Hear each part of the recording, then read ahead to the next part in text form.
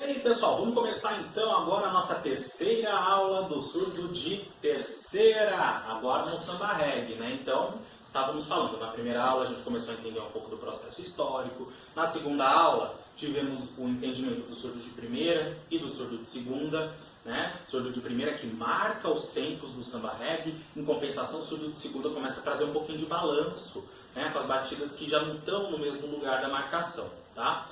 Vocês viram que no começo desse vídeo, assim como no começo do vídeo passado também, a gente teve uma pequena imagem ali de um trio de surdos, tá?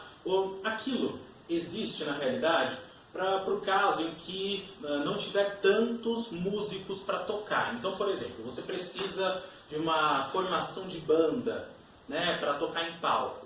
Então isso pode existir. Ou então, a gente vê muito em trio elétrico, por exemplo, não dá para ter muitos músicos, né? Porque às vezes o espaço para as pessoas tocarem não é tão grande assim. Então, para otimizar espaço, o pessoal usa às vezes três surdos unidos um ao outro, né? Com um apoio e tal, para eles ficarem suspensos, né? Não ficarem direto no chão.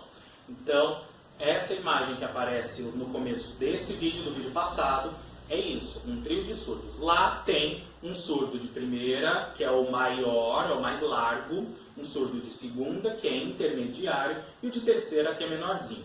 Isso eu já expliquei na aula passada, tá? Então vocês vão ver que em um dos lados fica o surdo de primeira, do outro lado fica o surdo de segunda, e no meio deles fica o de terceira, tá bom? Essa formação em trio, vocês vão ver dessa maneira que está aí na imagem, vocês podem ver com surdos compactos, que aí já é uma outra história, tá certo? Eu não vou falar muito de como tocar o trio exatamente, porque já é uma outra etapa do nosso processo, né, de percussão. Quem quer aprender mais profundamente, conforme o tempo vai passando, vai descobrindo esses processos onde você toca mais de um instrumento ao mesmo tempo, tá? Aqui a gente vai focar em um por vez, tá bom? Bem, então hoje nosso surdo é o de terceira, então é o menorzinho que a gente vai aprender o processo do toque. Antes da gente ir para o instrumento mesmo, é importante a gente já saber uma coisa. A gente vai tocar com as duas mãos, né? E fica aqui uma explicação que eu acabei não dando na aula passada, mas vou trazer aqui. É importante a maneira da gente segurar a baqueta, tá? Vamos entender uma coisa. A gente não precisa segurar com força, como se ela fosse cair da nossa mão a qualquer momento.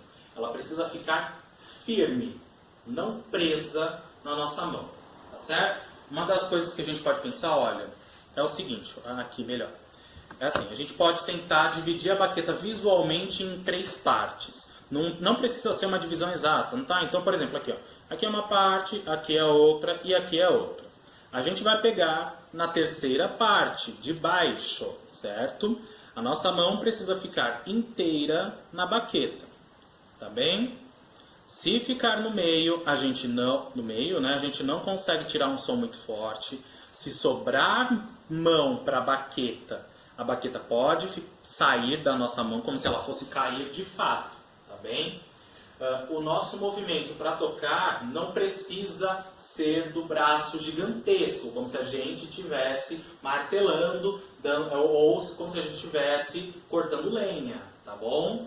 Não precisa, a gente não precisa dessa síndrome de lenhador, tá bem? Não é necessário, a gente pode movimentar mais o punho, certo? Principalmente no caso do surdo de terceira, que vai ter batidas mais rápidas. Nosso processo de toque não dá pra gente ficar fazendo coisas enormes, tá? O pessoal, lembrando até do nosso primeiro dia aqui, que eu falei daquele elemento visual dos caras que tocam e levantam surdo, vocês podem observar que o que eles tocam são batidas que não têm batidas muito próximas. Então dá tempo eles fazerem movimentações grandes, tá? Mas isso, no nosso caso aqui do surdo de terceira, não tem como. Então não façam movimentos gigantescos, não é necessário fazer esta movimentação gigante, tá bom? Vamos primeiro observar bem o toque, para a gente conseguir acertar o toque.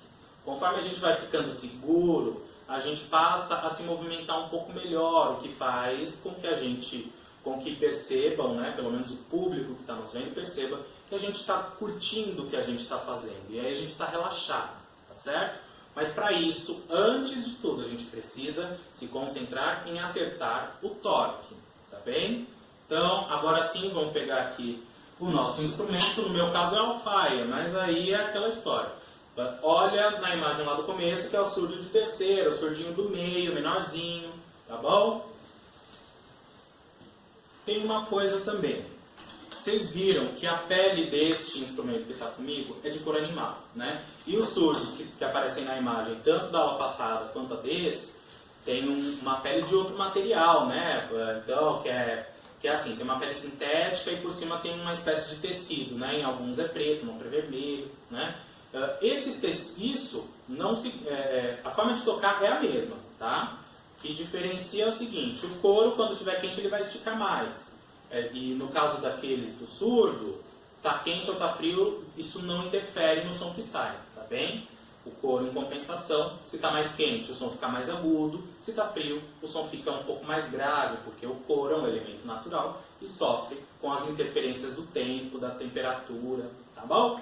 Vamos lá então. A gente precisa, no nosso caso aqui agora, vamos usar duas baquetas em batidas rápidas, tá? Então, é importante a gente manter a nossa atenção no toque, para não tocar com força demais em um dos braços e o outro ficar fraco, tá? Vamos tentando equilibrar a força. E aí, para equilibrar a força, não significa que tem que ser na porradona, como eu falei. Não, faz primeiro fraquinho. Conforme vocês vão sentindo que vai ficando mais fácil, aumenta um pouco o volume, tá? Tá certo? Então, vamos entender como é que é o toque, né? Antes desse todo esse falatório meu, vamos entender como é que é o toque. Lembra que a gente tem a nossa marcação, né? 1, 2, 3, 4. 1, 2, 3, 4, né? Estamos aqui com a nossa marcação do ritmo. Surdo de primeira, em todos os tempos. Do, do, do, do, do, do, do, do, né? Surdo de segunda, já trazendo aquele balanço para o ritmo começar a ficar mais interessante, né? Não parecer uma marcha. E aí fica tum, tum, tum, tum, tum, tum, tum, tum, tum, tum, tum, tum, né? Agora a gente vai chegar no surdo de terceira. O que vai acontecer? Vamos pensar nos tempos, né? A gente tem a nossa contagem que vai de 1 até 4. No 1 e no 2, nós não tocamos no surdo de terceira, tá bom? Aí quando chegar no 3, a gente vai dar uma sequência de 4 batidas e no 4 vem mais 4 batidas, tá certo? Então, na passagem do 3 e do 4 vão ser ao todo 8 batidas. Certo? Como é que a gente vai dar essas 8 batidas? A gente vai dar alternando as mãos, tá? Não precisa ir só com uma. Lembra que a gente está com 2 baquetas? Vamos usar as 2 baquetas, tá certo? Então, e aí, cuidado com excesso de força. Por quê? Né? Vocês vão me ver falando muito sobre os cuidados com excesso de força, para que ninguém se machuque, para que o seu instrumento não seja danificado, para que a sua baqueta não seja danificada, e também danificada, né? E também para que não haja problema no som, porque assim, quando você toca com força demais, fica estranho o som que sai do instrumento, tá? Não é legal, não fica bonito. A gente precisa também deixar um som mais agradável. Eu sei que a batida precisa ser forte, precisa ser presente, mas você não precisa bater no instrumento como se você estivesse socando alguém que xingou tua mãe, entendeu? Então, é uma relação que a gente tem com o instrumento musical um pouco mais de troca, sabe? Do mesmo jeito que você, por exemplo, quando está tocando flauta, você não pode soprar muito forte, senão não sai a nota que você quer ouvir, né? Para, de repente, você que tem mais experiência com instrumento musical, esse é o processo, né? Com instrumentos diferentes. Se você vai com força demais, não sai a nota que você precisa escutar. Aqui, se você toca com força excessiva, não sai o som do jeito que você precisa ouvir. Sai um som com uma força excessiva e realmente parece que a pessoa está querendo quebrar um instrumento, tá? Não é isso que a gente quer fazer. A gente quer fazer música, tá bom? Bem, vamos lá então. Eu vou começar bem devagarzinho o toque, tá? Então, vamos lá. 1, 2, 3, 4. Vamos sempre pensar o seguinte. Antes da gente começar a tocar ou estudar qualquer ritmo, a gente precisa contar o tempo antes, tá certo? Essa contagem de tempo pode ser feita com alguma música gravada, e aí você se baseia na contagem dessa música. Pode ser feita por conta própria. Uma coisa que é legal também é você usar um instrumento, um material que se chama metrônomo, tá? Metrônomo é um aparelhinho que vai te ajudar a marcar o tempo exatamente nos lugares certos e com a velocidade que você precisa. Você vai ajustando a velocidade nesse aparelho, tá certo? Você pode encontrar metrônomos analógicos, né? Vou até parar aqui.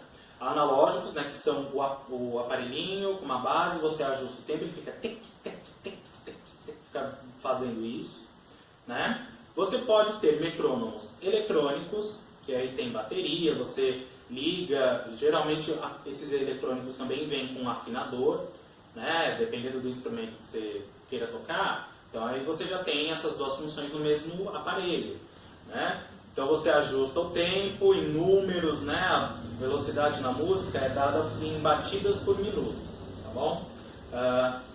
Ou então você pode, por exemplo, como é o meu caso, ter um metrônomo digital, que na realidade eu tenho no meu telefone, no smartphone. Então, eu fui na loja de aplicativo do meu telefone e baixei um aplicativo que era um metrônomo, que inclusive não ocupa muito espaço. Então, vocês têm essas três opções, né? Se você não quer comprar um aparelho, você pode baixar no telefone ou baixar no computador também, que aí são opções gratuitas, tá certo? E que não usam da internet, não isso.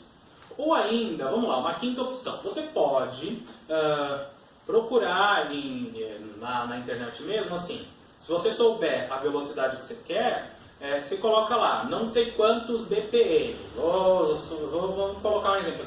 90 BPM. B de batida, P de por, M de minuto. 90 batidas por minuto. E aí você vai encontrar alguns sites em que exista essa gravação e você se baseia nela para contar, certo? Vai ficar lá. Aí você conta na ordem que você precisa e faz o seu estudo musical, certo? Então todas essas opções são para você começar a ter uma noção de velocidade em mente e no corpo também, que não comece numa velocidade e caia enquanto você está tocando, e nem você comece numa velocidade, acabe se empolgando e comece a correr, né? Então é importante para alguns ritmos você ter essa coisa de consciência da velocidade, ou como se diz na música, do andamento, tá bom? Vamos lá então, e aí assim, você quando quiser aumentar a velocidade, você pode fazer isso, mas sabendo como fazer, entendeu? Não porque ou você se empolgou e automaticamente seu corpo começou a tocar mais rápido, daí você ficou cansado e o ritmo começou a cair a velocidade, que isso também não é muito legal quando a gente está ouvindo, tá?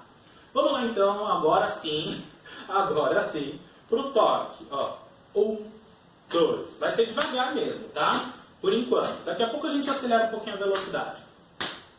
1, 2, 3, 4.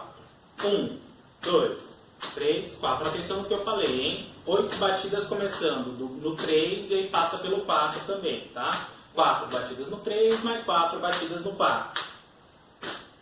1, 2, 3, agora. 1, 2, 3, 4. 1, 2, 3, 4. 1, 2, 3, 4. 1, 2, 3, 4. 1, 2, 3, 4.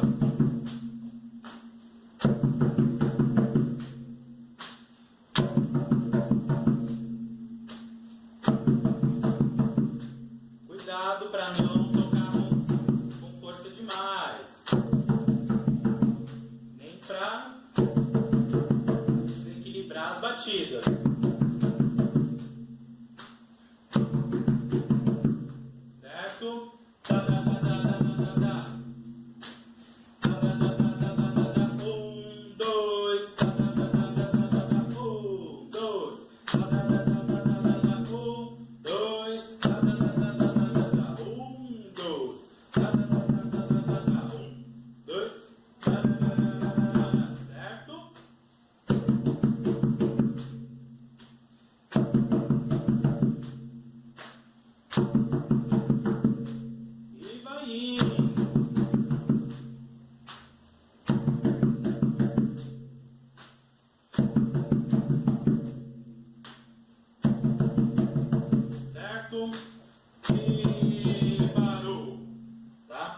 Então, é importante que a gente faça com uma certa calma também. Conforme o tempo vai passando, aí sim a gente vai colocando velocidade maior, que a gente quer ou não, enfim. Tá? Cuidado para não acontecer o seguinte, olha, então aqui eu fiz tentando equilibrar a intensidade das duas baquetas. Vocês viram que cada uma está de um jeito, né? Olha, essa daqui está mais felpudinha, porque ela já foi muito mais usada do que essa daqui. Então, o som acaba sofrendo um pouquinho de alteração, mas nada muito significativo, tá? É diferente de eu fazer isso daqui, tocar com muita força com essa daqui e com pouca força usando essa, tá? Como aqui vai um exemplo do que não fazer, tá bem? Não façam o que eu vou mostrar agora para vocês, que é isso daqui, olha. Vamos contar? 1, 2, 3, 4. Ó, não façam isso.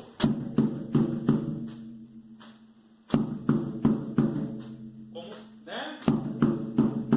Não façam isso. Por quê?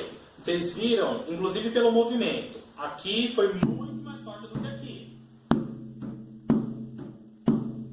A gente não pode fazer esse tipo de coisa. A gente precisa sentir que todas as batidas ocorreram com a mesma força, com a mesma intensidade, né? Na música, força significa volume, tá? Então, é importante a gente perceber que todas as batidas têm o mesmo volume. Eu não fiquei tudo, tudo, tudo, tudo. Não, tá? É tudo, tudo, tudo, tudo, certo? Tudo, tudo, tudo, tudo. Eu vou fazer com as duas mãos, né? Tudo, tudo, tudo, tudo, certo? E tudo, tudo, tudo, tudo. Tá bom? Tá bom? Não. Tudo, tudo, tudo, tudo. Não, desse jeito não fica legal o ritmo, tá? Não é frescura. A gente precisa sentir em alguns ritmos que existem batidas mais fortes em um momento, batidas mais fracas em outro, ou então, como é o caso aqui, que a gente precisa ter, no caso do surdo de terceira, todas as batidas com a mesma intensidade durante todo o tempo. Se eu precisar, em algum momento, variar o toque e ficar um tempão tocando, por exemplo, vou começar aqui, né? Se acontecer em alguma música de sugerirem uma alteração no toque e eu precisar fazer esse preenchimento por muito tempo, né? Eu tenho que dar conta de todo esse tempo tocando com a mesma intensidade. Então, por exemplo, 1, 2...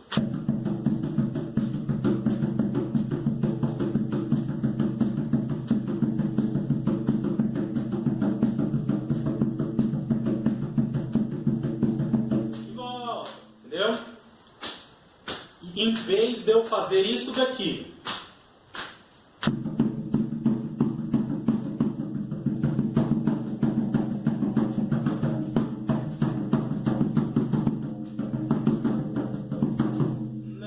não é pra gente ter essa variação de uma hora uma mão vai mais forte, depois a outra mão vai mais forte, depois a gente não sabe como equilibrar a intensidade, tá? A gente precisa buscar isso, certo? Eu sei que a gente se empolga quando a gente está tocando, é óbvio, principalmente no caso da percussão, que realmente a gente sente que mexe com o nosso corpo de um outro jeito. Né? Eu entendo isso, é óbvio, né? Todo percussionista entende isso. O que acontece a gente precisa tomar um pouquinho de cuidado para que a nossa empolgação não atrapalhe o trabalho de todo mundo, o processo de todo mundo, né? Falar o trabalho, mas que não atrapalhe todo o grupo e nem quem está assistindo, porque às vezes você está tão empolgado que você entra num mundo que você desconecta do restante das pessoas. E isso não pode acontecer, a gente tem que tomar cuidado para que isso não aconteça, né? Da gente se perder até do grupo que está tocando com a gente, porque se isso acaba acontecendo, a gente desvia a atenção das pessoas, e aí, ao desviar a atenção das pessoas, o que acontece o ritmo perde a beleza, começa a ficar feio, começa a ficar esquisito, tá? Então, a gente precisa manter a atenção nesse sentido. É meio chatinho isso que eu estou falando, é um pouquinho mais criterioso isso que eu estou falando, eu sei disso, mas é importante a gente se dar conta de que quando a gente está tocando com outras pessoas, a gente precisa estar atento a essas coisas. Então, por exemplo, qual instrumento precisa parecer mais forte no samba reggae? Principalmente os surdos de marcação, tá? Os surdos de primeira, tá certo? Porque é o som mais grave, porque são os instrumentos que marcam os tempos e as pessoas precisam sentir os tempos. Não que os outros instrumentos não sejam importantes, eles são, tá? Mas dá para, por exemplo, o surdo de segunda não ser tão forte quanto o surdo de primeira, dá para o surdo de terceira ser um pouquinho mais fraco, tá bem? Eles geralmente costumam já ser desse jeito, até pela questão da proporção de ritmistas que se coloca, né? Então, normalmente, coloca-se mais pessoas no surdo de primeira, um pouquinho menos de pessoas no surdo de segunda e menos ainda no surdo de terceira. E aí, para os instrumentos agudos, como é o caso da caixa, do repinique, do timbal, aí vem menos gente ainda, né? Vem mais gente nos surdos. Assim como uma bateria de escola de samba, tem mais gente tocando surdos, tá certo? Isso faz parte do processo, mas também é legal a gente observar como é que as pessoas estão tocando, tá? Então, assim, cuidado, mais uma vez, eu sei que eu já estou ficando repetitivo com isso, mas assim, o excesso de força não nos ajuda, tá? Parece que ajuda, mas não nos ajuda. Então a gente precisa tomar cuidado com ele. E atenção para que a gente não se desconecte do restante das pessoas que estiver tocando com a gente, tá? Em algum momento a gente vai conseguir tocar com mais pessoas e a gente precisa estar atento, prestar atenção, observar e ouvir também, tá? Ouça os outros instrumentos para você começar a sentir o ritmo. Não adianta, toma cuidado assim, para que você não faça, por exemplo, uma coisa que muita gente quando está começando às vezes costuma fazer por timidez, né? Por falta de hábito, enfim. Que é o seguinte, você está lá tocando, você e o seu instrumento. E aí você não tem gente, você não está prestando atenção no restante das coisas. Você está tão focado no seu instrumento.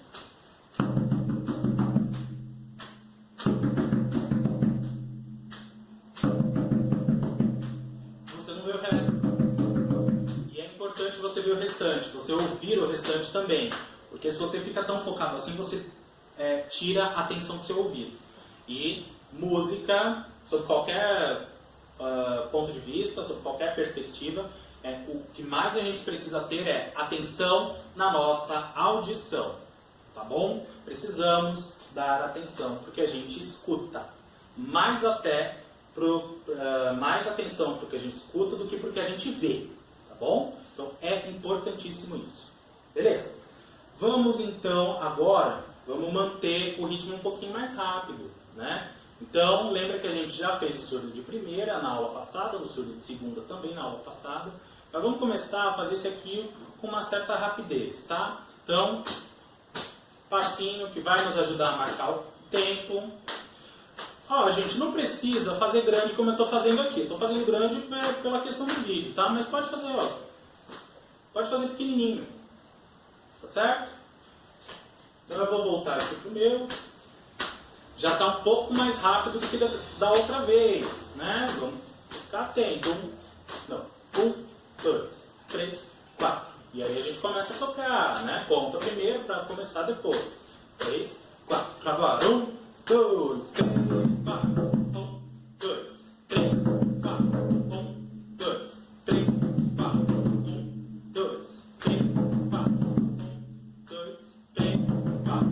1, 2, 3, 4. 1, 2, 3. Certo?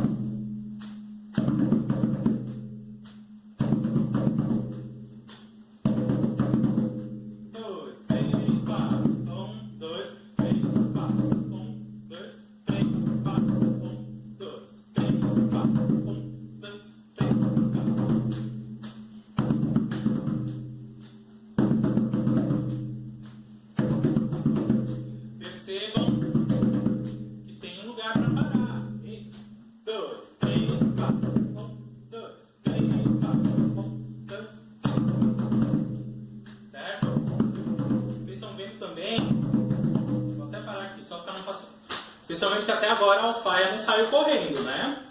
Porque lembra daquela história da gente manter a perninha meio aberta? Porque se a gente fica com a perna... Olha, se eu fico com a perna... Viram? A perninha estava junta. Estava começando a juntar a perna. A alfaia já começa a sair de perto de mim. Olha lá. Certo? Mantém a perninha afastada. Tá? Se você achar... Vou até parar. Se você de repente estiver com um surdo, vale a pena tomar um pouquinho de cuidado. Então, por exemplo... Isso eu já vi alguns colegas fazendo na época que eu estava estudando, que era o seguinte: os surdos onde a gente usava para tocar eram mais compridos, né? Essa alfaia até não é muito alta, né? Muito longa. Então eu já vi alguns surdos que são mais longos. E aí o pessoal toca, começa a sentir o surdo bater na perna, ficar raspando, porque é assim. Diferente da alfaia, o surdo não tem essa parte aqui de madeira, tá? Essa parte aqui do surdo, onde a gente prende o couro para afinar, é uma parte geralmente de metal e bem mais fininha.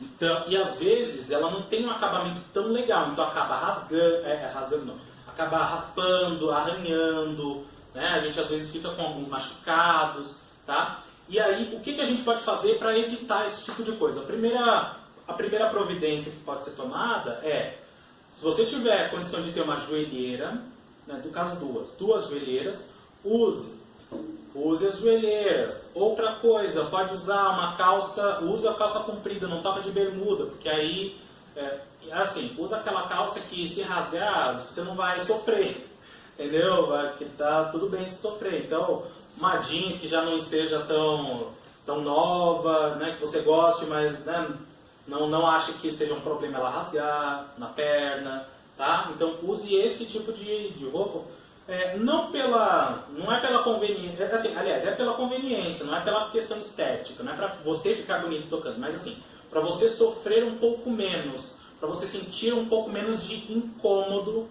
pelo fato de o instrumento estar raspando, arranhando a sua perna, tá? Porque isso pode acontecer, tá certo?